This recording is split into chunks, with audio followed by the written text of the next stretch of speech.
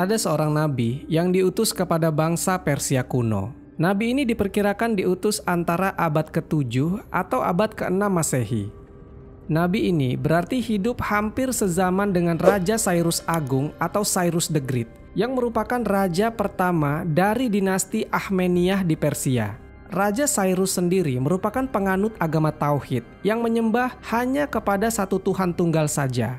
Belakangan diketahui bahwasanya Cyrus the Great atau Raja Cyrus yang Agung adalah Zulkarnain yang diceritakan dalam Al-Quran.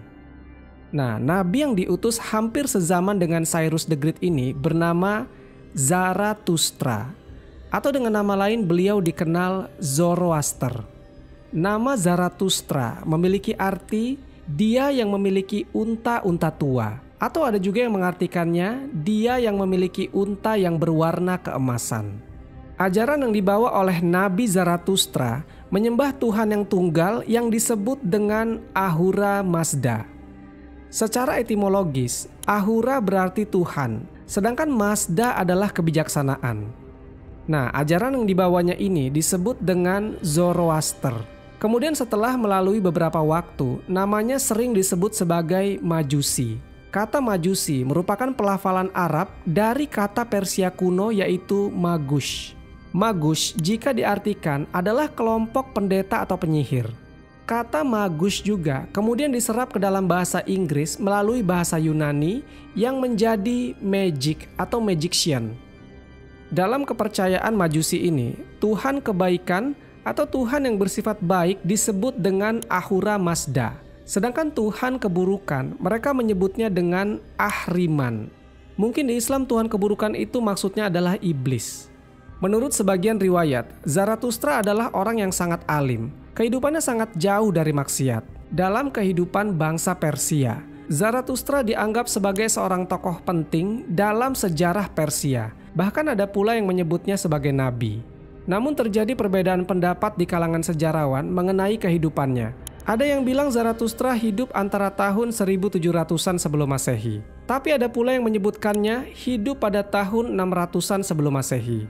Beberapa literatur menyebutkan daerah tempat Zarathustra hidup dikaitkan dengan kekaisaran Persia yang dipimpin oleh Cyrus the Great pada pertengahan abad ke-16 sebelum Masehi.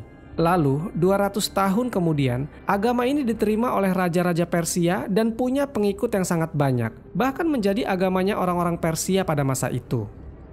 Nah, sesudah kekaisaran Persia ditaklukkan oleh Alexander the Great pada akhir abad keempat sebelum Masehi, agama Zoroaster ini mengalami kemunduran. Akan tetapi, pada masa dinasti Sasanid, yaitu 226 sebelum Masehi, agama ini mulai berkembang lagi sebagai agama resmi dari negeri Persia.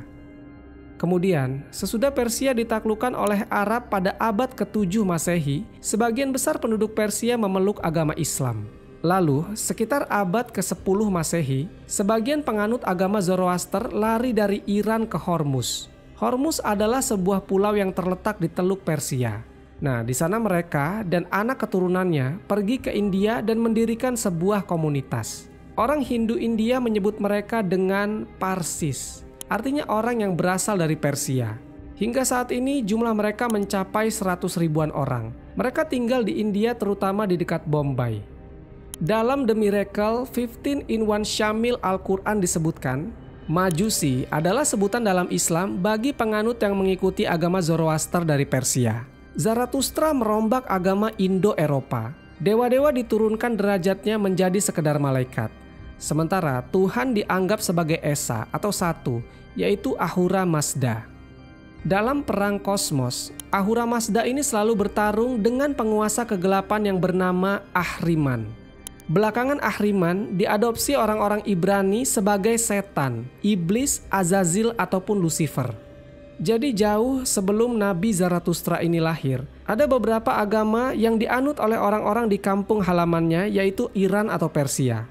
Agama atau ajaran itu seperti politeisme, paganisme, dan animisme.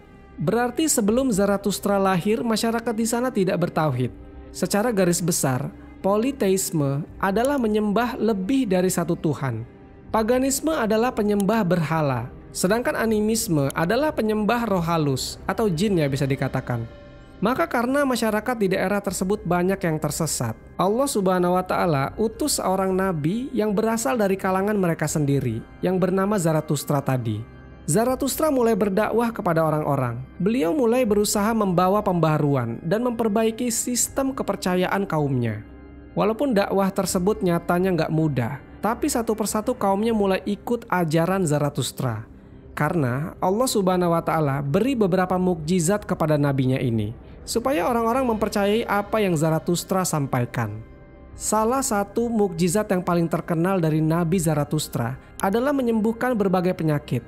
Jadi apabila ada masyarakat yang sakit dan gak sembuh-sembuh, dari Allah Subhanahu wa Ta'ala melalui perantara Zarathustra, penyakit itu pun bisa sembuh dengan seketika. Inilah yang membuat akhirnya banyak orang-orang mempercayai ajaran Zarathustra.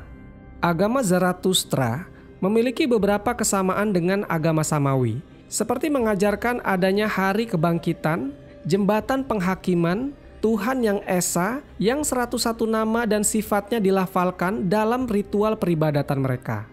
Kemudian menurut beberapa riwayat, setelah melalui beberapa zaman, agama Zoroaster yang tadinya menyembah Allah Subhanahu wa Ta'ala kini berubah menjadi penyembah api. Artinya, agama Zoroaster atau Majusi zaman dahulu tidaklah sama dengan yang sekarang. Berarti udah nggak ori lagi. Telah ada campur tangan manusia dalam ajaran tersebut, yang akhirnya ajaran ketauhidan Zoroaster menjadi ternodai.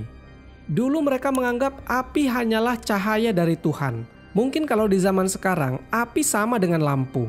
Maka ketika beribadah harus ada api supaya terang. Itu semua dilakukan supaya mereka bisa lebih berkonsentrasi dalam beribadah.